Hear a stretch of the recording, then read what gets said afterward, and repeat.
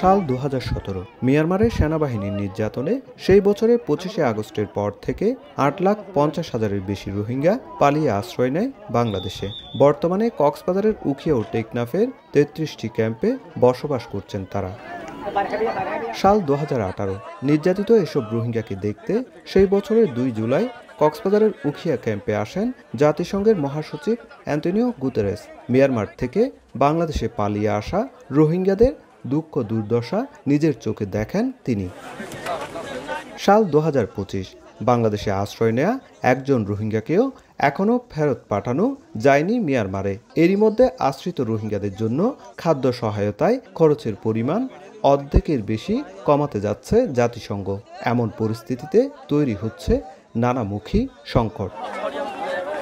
চলতি মাসের মাঝামাঝি সময়ে বাংলাদেশে আসছেন জাতিসংঘের মহাসচিব অ্যান্টোনিও গুতেরেস। এ সময় তিনি কক্সবাজারের ক্যাম্পে থাকা রোহিঙ্গাদের সঙ্গে দেখা করবেন। কমিউনিটি নেতাদের সঙ্গেও আলাপ করার কথা রয়েছে তার।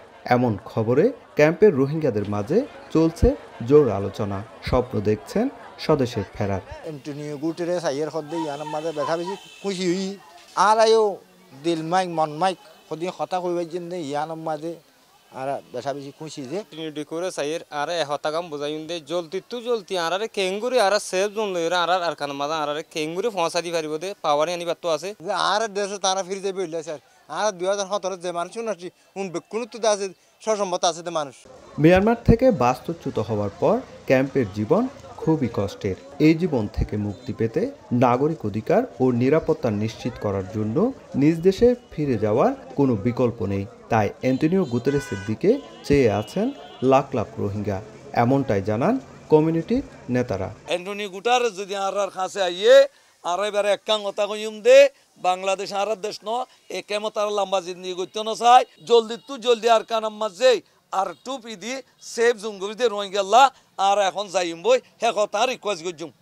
শরণার্থী ত্রাণ ও প্রত্যাবাসন কমিশন জানিয়েছে জাতিসংঘের মহাসচিবের সফরে গুরুত্ব পাবে রোহিঙ্গা প্রত্যাবাসন ইস্যু। নিশ্চয়ই এই বিষয়গুলি বাংলাদেশ সরকারের পক্ষে মিনিস্টার অফ ফরেন অ্যাফেয়ার্স এই বিষয়গুলি তুলে আনবে এবং আশা করা যায় উনি হয়তো বিভিন্ন গ্রুপের সাথে কথা বলবেন এই বিষয়ে।